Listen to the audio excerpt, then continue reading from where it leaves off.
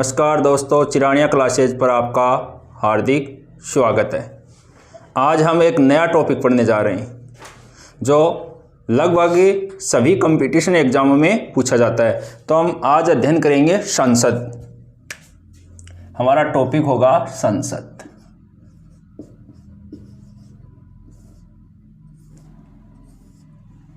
पहले बात करते हैं कि संसद है वो संविधान के भाग नंबर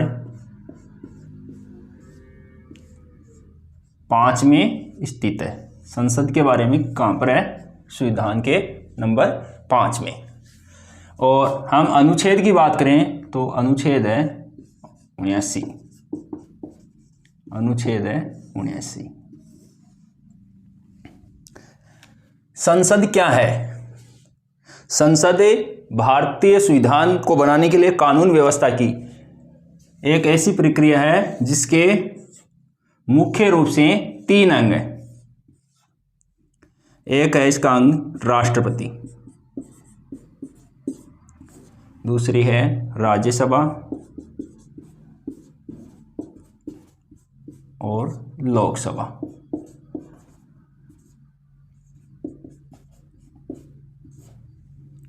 राष्ट्रपति है वो भारतीय संसद का अभिन्न अंग माना जाता है। अभिन्न अंग माना जाता है। अब एक प्रश्न ऐसा आता है कि संसद के अंग हैं, तो आपका उत्तर होगा कि उसमें राष्ट्रपति, राज्यसभा और लोकसभा तीनों आएंगे। लेकिन यह है कि संसद के सदन कितने हैं? अगर ये आ जाए संसद के सदन, तो सदनों की बात करेंगे तो सदन होंगे कितने? 2। एक होगा राज्यसभा और दूसरा होगा लोकसभा। हम यहां पर अध्ययन करेंगे सर्वप्रथम राज्यसभा के बारे में। तो देखते हैं कि राज्यसभा के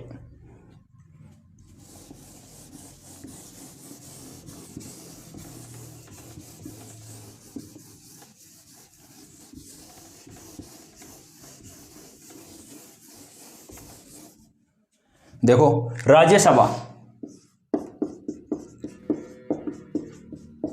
राज्यसभा है वो क्या भाग नंबर 5 में स्थित है।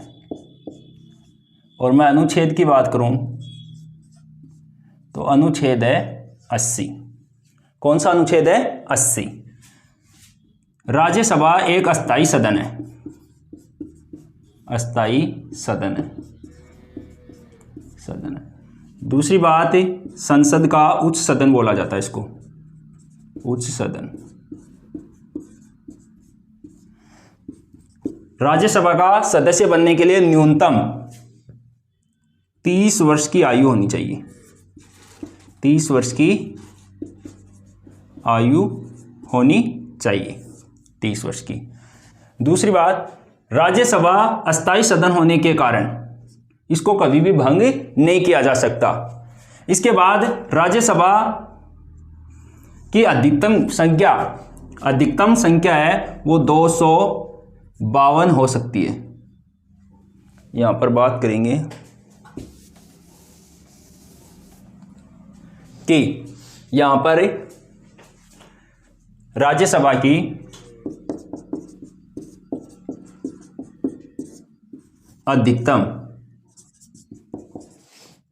अधिकतम सदस्य संख्या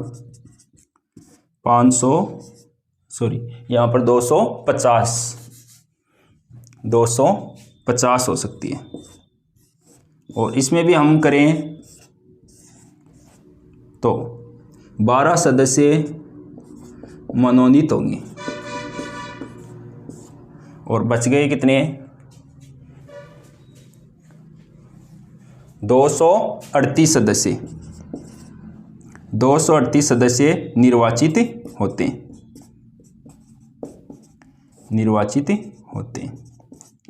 ये 12 सदस्य राष्ट्रपति द्वारा साहित्य,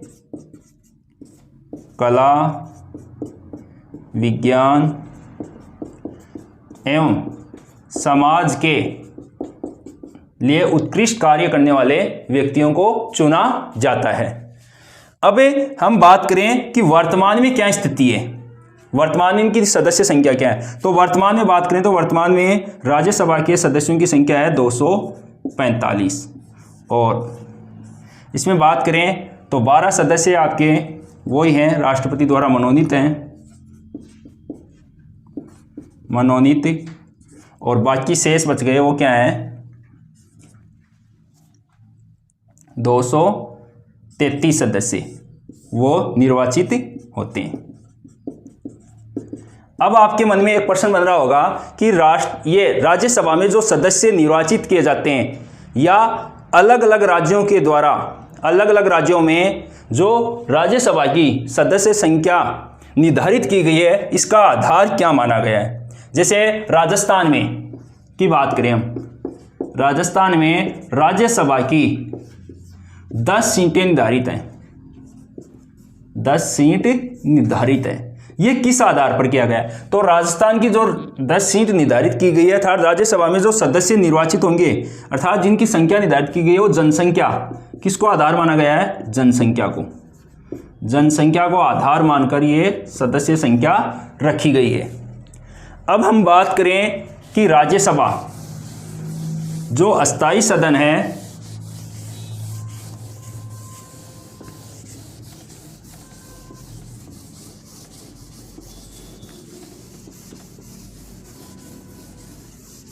इसके सदस्यों का जो कार्यकाल है, राज्यसभा के सदस्यों का कार्यकाल 6 वर्ष का होता है, अर्थात प्रति 2 वर्ष 1/3 सदस्य का कार्यकाल समाप्त हो जाता है। अब यहां पर एक प्रश्न यह भी बनता है मन में कि प्रश्न आ जाए कि राज्यसभा का कार्यकाल होता है, तो राज्यसभा का कोई कार्यकाल नहीं होता। राज्यसभा क्या है? एक अस्थायी सदन है जिसको कभी भी भंग नहीं किया जा सकता।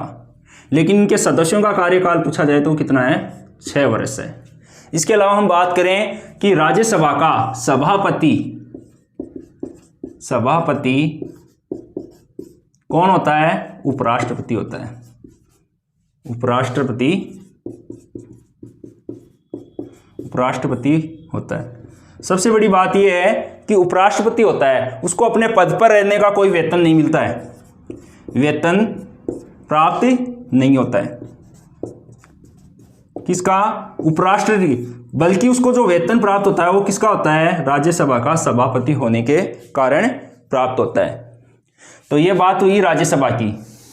अब बात करते हैं राज्यसभा की गणपूर्ति की हम, कि राज्यसभा की जो बैठक होंगी अर्थात जो सभा होगी उनमें कितने सदस्य होने पर सभा होगी। तो गणपूर्ति की बात करें,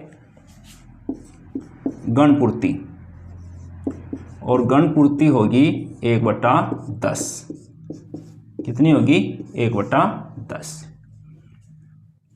इसके बाद राज्यसभा में जो सदस्य निर्वाचित होते हैं उनकी न्यूनतम आयु हमने अध्ययन कर लिया, वो क्या होगी? 30 वर्ष होगी। कितनी होगी? 30 वर्ष। इसके अलावा राज्यसभा का सभापति हमने पढ़ लिया है, वो कौन होता है? उपराष्ट्रपति होता है। उपराष्ट्रपति होता है। इसका निर्वाचन क्षेत्र का किसके आधार पर किया गया है? कि निर्वाचन में आने वाले सदस्यों की संख्या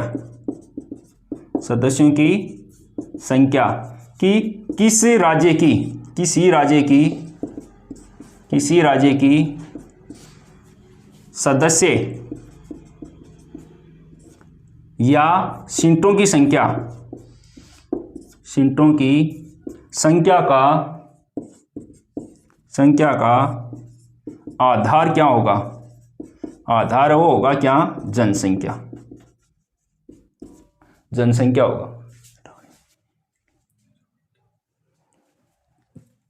तो देखो हमने राज्यसभा में क्या बताया, इसकी गणपूर्ति वो कितनी होती है?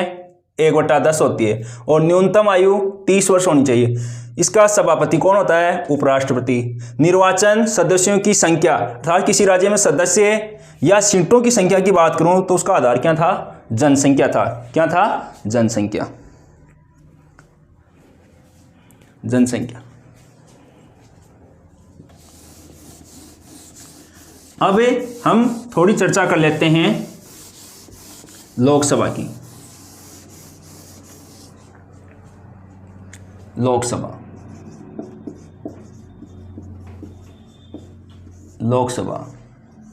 लोकसभा है, उसका अनुच्छेद है 81।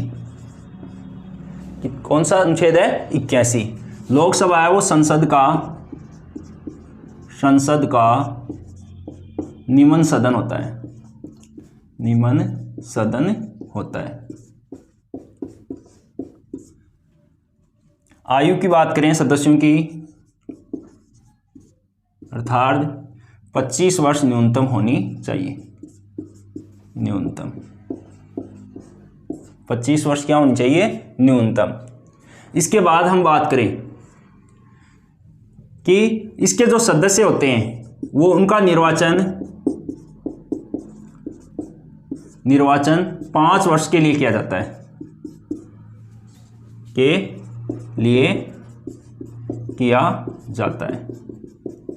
किया जाता है। अगर लोकसभा बीच में भंग हो जाती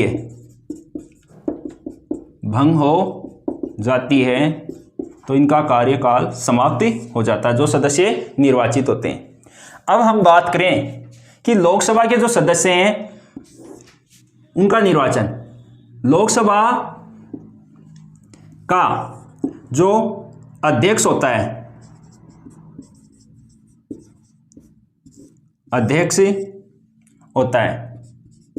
वो लोकसभा में से ही जो व्यक्ति चुनकर आते हैं उनको ही लोकसभा अध्यक्ष बनाया जाता है।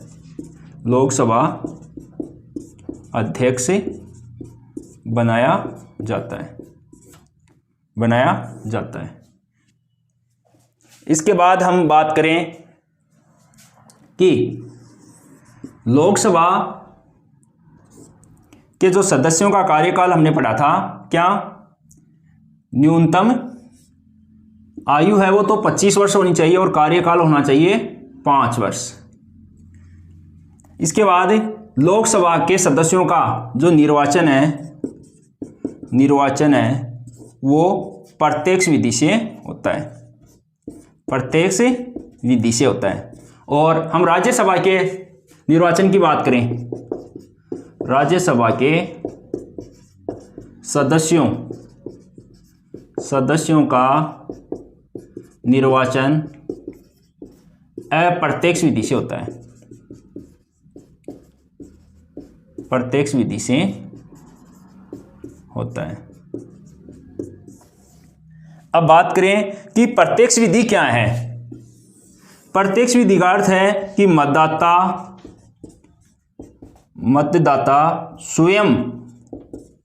स्वयं वोट डालकर अपने प्रतिनिधि का चुनाव करता है।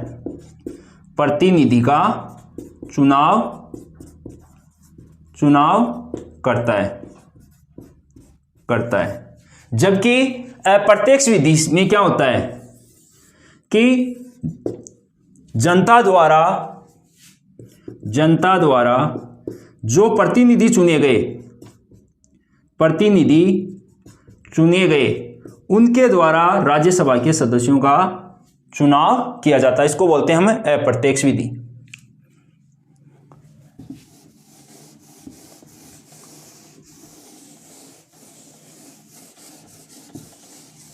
अब हम बात करेंगे कि लोकसभा के सभा का आयोजन करने के लिए इसकी गणपूर्ति कितनी होगी। तो हम बात करते हैं इसके गणपूर्ति। और लोकसभा की गणपूर्ति होती है वो 1/10 होती है। कितनी होती है? 1/10। अर्थात कोई भी सभा का आयोजन किया जाएगा या मीटिंग बुलाई जाएगी तो 1/10 सदस्य उपस्थित होना चाहिए। अब हम बात करेंगे वर्तमान में कि इसकी अधिकतम सदस्य संख्या कितनी हो सकती है। अधिकतम सदस्य संख्या वो हो सकती है 552। इसमें भी आपको पता है कि 550 तो निर्वाचित होंगे और प्लस 2 सदस्य मनोनीत होंगे। क्या होंगे? मनोनीत। लेकिन वर्तमान की बात करें, ये 2 सदस्य मनोनीत कौन करता था? राष्ट्रपति। राष्ट्रपति कौन से होते थे? Anglo Indian. Anglo Indian. Anglo Indian का अर्थ यहां पर क्या है कि भारत की आज़ादी के समय जो अन्य विदेशी लोग यहां पर रह गए थे, उनका संसद में पर्याप्त बहुमत न होने पर राष्ट्रपति 2 एंग्लो इंडियन चयन कर सकता था, अर्थात उनको मनोनीत कर सकता था। लेकिन वर्तमान में ये समाप्त कर दिया गया। मनोनीत वाली लोकसभा में 2 सदस्य मनोनीत होता है, इसको समाप्त कर दिया गया है। और अब वर्तमान की बात करें हम, वर्तमान में जो सदस्य संख्या है लोकसभा की वो है 545। इसमें से 543 सदस्य निर्वाचित होते हैं और 2 सदस्य राष्ट्रपति द्वारा मनोनीत। लेकिन वर्तमान में इसको समाप्त कर दिया गया। अब राष्ट्रपति 2 सदस्य मनोनीत नहीं करेगा। अब 543, इन 543 सदस्यों का निर्वाचन प्रत्यक्ष विधि के माध्यम से होता है। प्रत्यक्ष विधि के माध्यम से होता है। इसके बाद बात करें कि लोकसभा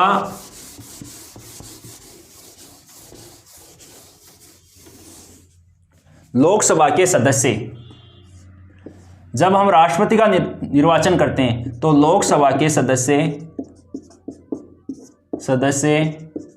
राष्ट्रपति के निर्वाचन में भाग लेते हैं।